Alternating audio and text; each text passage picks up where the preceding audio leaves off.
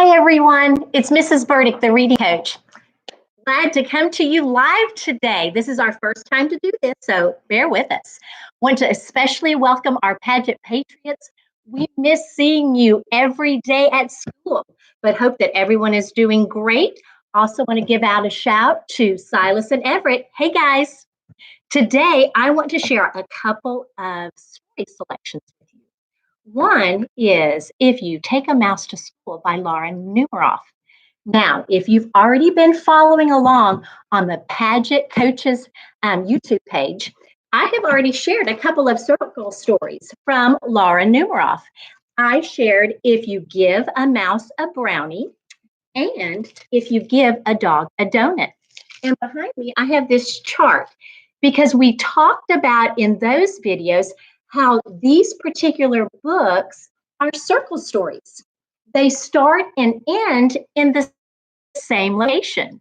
So as I read that today, I want you to think about why I'm calling it a circle story and how the events, so it starts and then we have event, all the way around and back to the finish, why we would call that a circle story. And I want you to think about how you would create your very own circle story. All right, let's get started with our first selection. If You Take a Mouse to School. Again, this book is written by Laura Numeroff, and the illustrations are by Felicia Bond. So shout out to that author and illustrator. Here we go. If You Take a Mouse to School. Now remember, you're thinking circle story. If you take a mouse to school, he'll ask you for your lunchbox. When you give him your lunchbox, he'll want a sandwich and a snack for later. Then he'll need a notebook and some pencils. He'll probably want to share your backpack too. When you get to school, he'll put his things in your locker and then take a look around. He might do a little math and spell a word or two. He'll even try a science experiment. Then he'll need to wash up. You'll have to take him to the bathroom. Once he's nice and clean, he'll be ready for his lunch. On the way to the lunchroom, he'll see some building blocks. He'll build a little mouse house and make some furniture out of clay. Then he'll need some books for his bookshelf. He'll start by writing one of his own, so he'll need a lot of paper. He'll probably use up all of your pencils, and when he's finished, he'll want to read his book to you. Then he'll want to take it home, so he'll put it in your lunchbox and tuck it in a very safe place. When the bell rings, he'll run out to wait for the bus. While he's waiting, he'll play a quick game of soccer. Then he'll ask you to shoot a few baskets and do a little skateboarding. When he stops to catch his breath, he'll want to eat his snack. So he'll ask you for your lunchbox. And chances are, if he asks you for your lunchbox, you'll have to take him, I wonder what it's going to say, back to school. I hope you enjoyed that selection of If You Take a Mouse to School. Did you think about that circle story? It started by the mouse going to school or wanting to go to school, circled all through the events, all those great things that happened with the mouse, and then finished back at wanting to go back to school. Now, I challenge you, write your own circle story. Think about where you want to start and finish, and then add your events. Now, Pageant Patriots, if you are watching, I want you to write your circle story and add it to the packet of work that your parents, moms, dads, grandmas, grandpas, aunts, and uncles are bringing back to school this week or next week. All right? That's our first selection for Lunch and Learn. I have one of my very favorite authors. I think I could say that about any book I put up here, but one of my very favorite authors is Ezra Jack Keats. And I want to share a story today called The Snowy Day. Now, if you are like me and we are living in a place, it doesn't snow very often. So I like to read about snow so that I can remember a time when I did live in a place where it snowed a lot.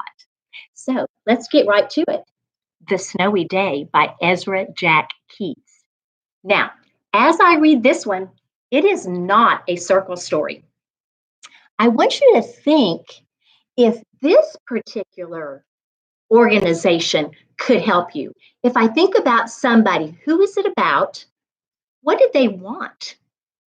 What was keeping them? That's our but. What was keeping them from getting what they wanted? What did they do? And then how did it end? So we'll see if this one actually works with our book by Ezra Jack Keats, The Snowy Day.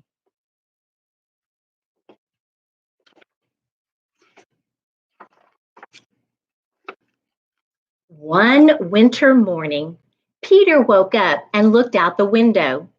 Snow had fallen during the night. It covered everything as far as he could see.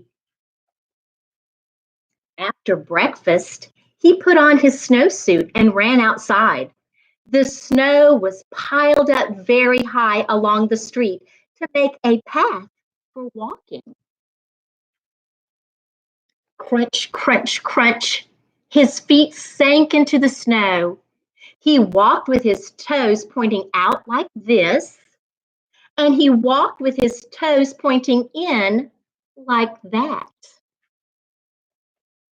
Then he dragged his feet slowly to make tracks, and he found something sticking out of the snow that made a new track.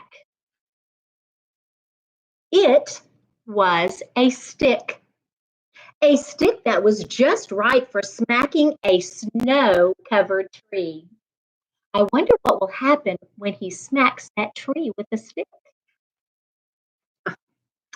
Down fell the snow, plop, right on top of Peter's head. He thought it would be fun to join the big boys in their snowball fight, but he knew that he wasn't old enough. Not yet.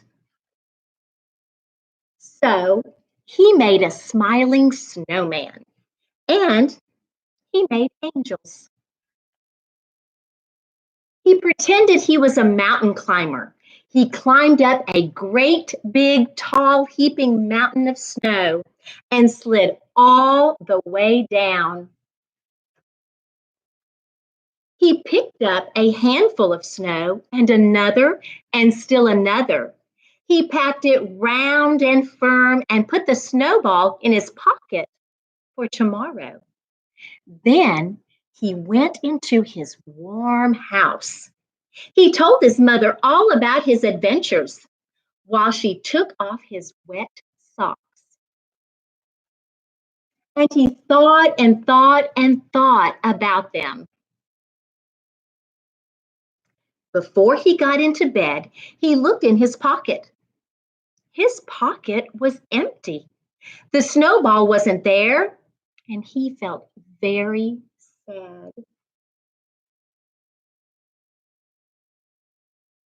While he slept, he dreamed that the sun had melted all the snow away.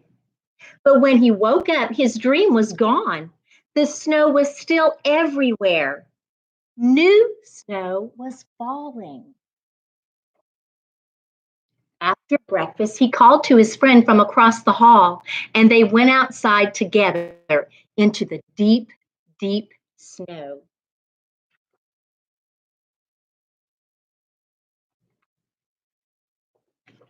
The end. I hope that you enjoyed our two selections today.